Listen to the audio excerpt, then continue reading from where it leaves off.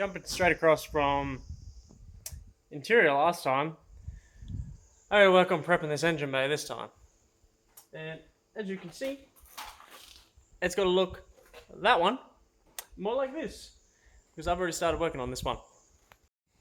As you can see, what I'm doing is clearing all the glue away from around these towers so that they can be welded in properly. This one has not been done yet at all, but as you can see, I've done this one first because it has split or spread across here, and that needs to be further across, which was first became more noticeable to me when I went to drop this on it.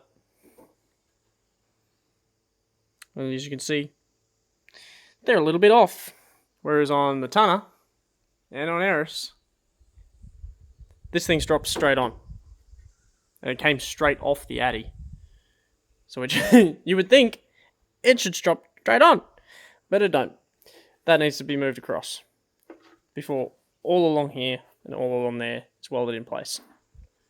Now the method of choice I've used for pulling this apart is using a sharp Stanley knife. So one of these to take out a majority of the chunk, cut it out, and then using both this style, that one's a bit buggered, I've been using it for a few years now, and this style wire brush, you flat circle one, just to try and get in there as much as I can and clear out all of it. Anywhere I can't get into, I've been using a pick to just push at it, wherever my small pick has gone. There it is. Just one of these. You could probably get one of the ones with the angles and you'll be able to get in there a little better, but that's all I've been using for now. After a bunch of fucking around with footage I'm not going to release because that was fucking shit, that strap brace is now bolted in. And most of it was after applying a lot of heat with a blowtorch across the top, smack it with a hammer, ratchet strap to a pole, just to pull that strut tail back across to where it's meant to be. It is probably not the best, nor is it the proper way to properly do it, but it's done enough for me, and hopefully now I have that strut tower and the strut brace. That should be enough to hold everything in place while I weld those strut towers in where I would need them. And then I'm hoping that when the metal cools down on that, it will shrink down a little bit again when it's not as hot, meaning that the strut brace can then come off. Perfect. So I'm going to let that all cool down. I've got to clean up the other side first anyway, and I won't be doing any of the welding on this until tomorrow. So, more cleaning. Fun.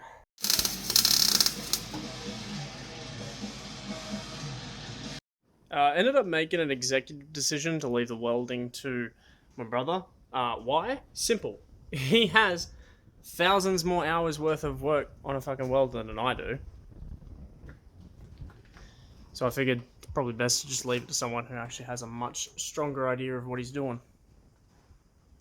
So now that the towers is welded in though, it's up to me to finish off drilling out the spot welds for the radiator support. And I've already done the headlight bracket. It's spot welded in place. It's not pretty, but pretty much all of this welding got to be recovered by a stick flex again anyway. Mostly to avoid questioning, but also because then I can paint straight over it, and I think it'll look better that way anyway. One thing I did make sure to do before going ahead with any sticker flex is to take a cold chisel and get rid of any of the little extra bits of spatter, so that they don't sit underneath the sticker flex and cause it to lift up or cause any extra potential rusting underneath. As that'll kind of, undo the purpose of trying to strengthen these towers. So the one I've decided to go with for this is sticker flex 227 in white, because I figured I'm going to be painting over it. It's not pretty as of yet. I'm probably going to do another layer in some spots and push over it again. Also because of the fact I'm going to sand it back a little bit. It's not going to look like the factory stuff like I originally was going to try and do, but I figured as long as it's covering up the welds, I should be able to. That's mostly all I'm trying to do, is disguise that it's there. Yeah, pretty much just going to sand it back and repaint it, make it that a little bit prettier. You know, I'm really fucking this up. This one might be okay. This one's gonna need some work. Fuck. Well, while I'm letting that dry and I give it a chance to cure, we're gonna duck back across over to the donor on the Addy, and I'm gonna have a gaze at getting all these brake lines out. But in the not fun ones of the underbody ones, which is actually the more important ones, is there's a very important modification we're going to be doing to the crewman that is factory on the Adventurers that I have a strong feeling isn't factory on the Cross 8s, which should help mine to perform better on track. As I've got here, this is the ABS module from the crewman previously, and you'll see in the top here it has your front left, your rear left, your 2 feeds, a rear, and not another one in the back here. Whereas over on here we have a left front,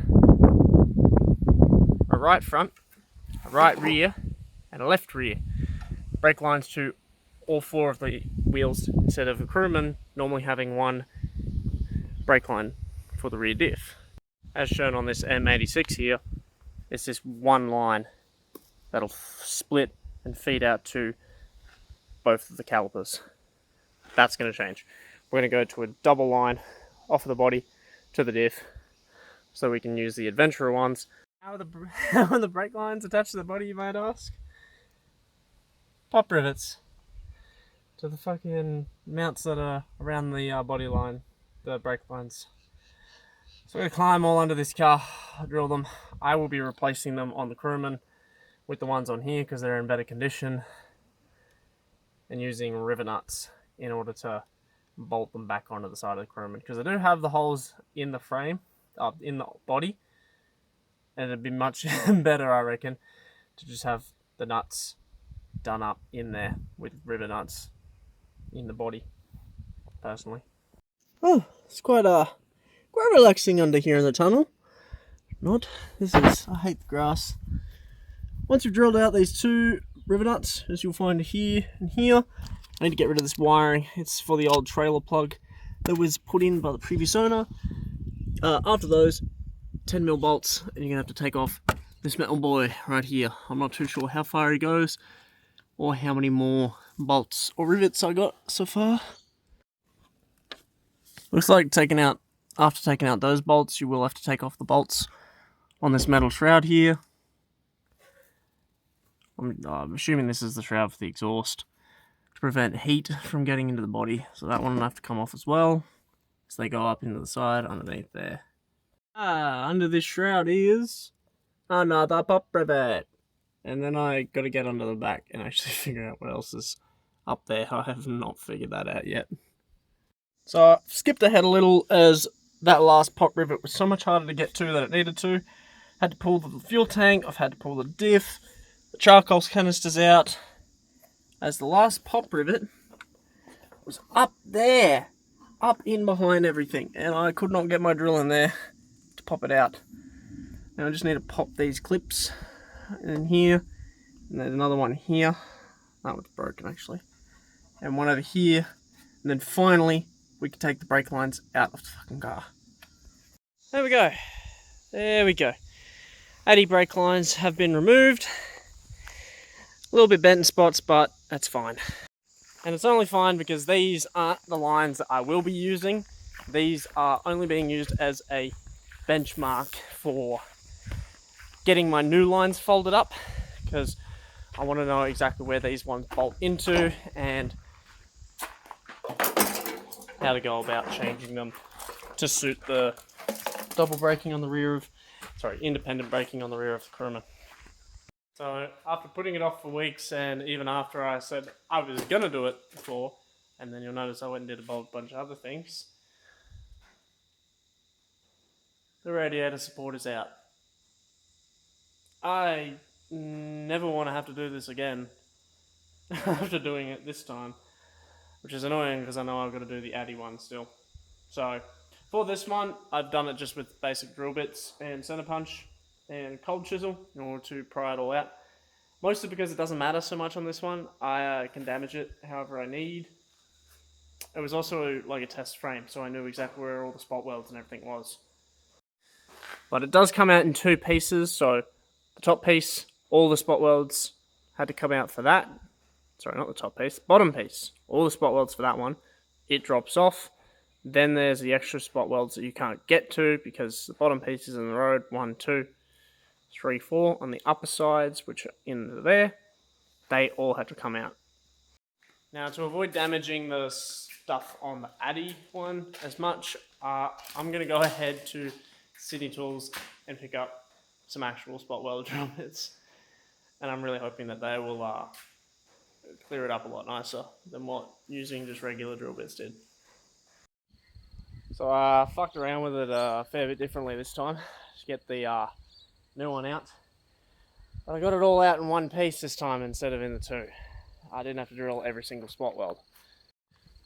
Basically just took out all of the rounding spot welds and then took out the 2 spot welds that were in there with just drill bits through the gaps in the bottom as far as I could reach. These are the only ones that obviously haven't been used. Spot weld drill bit to get them out this time. One of these.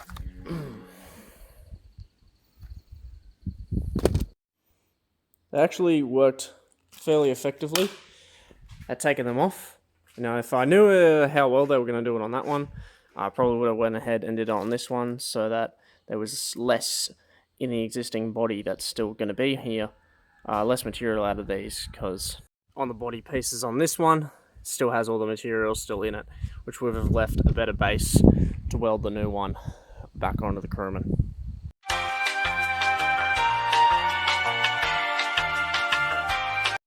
Okay, so I'm finally getting back to this thing after a trip to the Victorian High Country. That's exactly where this spot in the video ties into. And because I've been thinking about it for most of the trip that I've been away, I'm going to crack it in the fuse box. Because I think I figured out how to solve the problem that I discovered with it that I didn't realise and I haven't even talked about yet. So due to obviously my own rush job, that top one there, can't see it properly because I've got the plug sticking there. But I have actually busted some of the plastic tabs on the inside, so the metal clip ends won't actually stay in the box. However, the saving grace that I have is, you'll notice, in here, that entire second line of relays is spare, so my fuel pump relay, the one that's damaged, I've literally just popped across into the spare.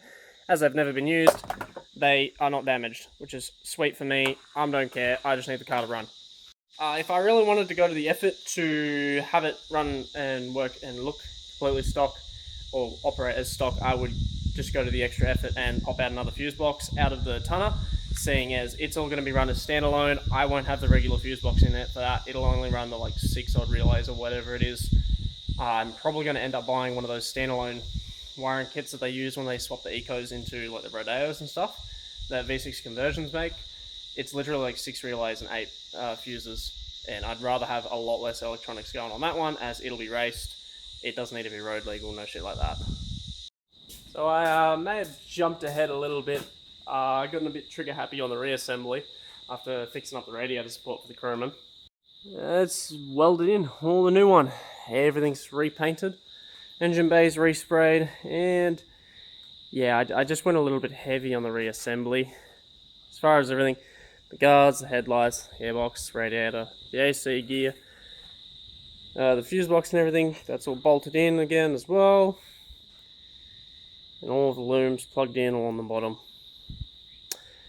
I still need to do the rear brake lines for the CrewMud is the only thing, so there won't be a motor in here still until I climb down the tunnel and get the old brake lines set out. But overall, that's solid progress, and I have to say that's just about it for prepping this engine bay. Sneaky peeky. We're working in the rear next. I gotta finish dealing with brake lines and everything under the rear here, so I figured it's best to do that in the under the tub. And I'm gonna deal with the fuel pump and change that over. So yeah, hope you've enjoyed, and I'll catch you in the next one.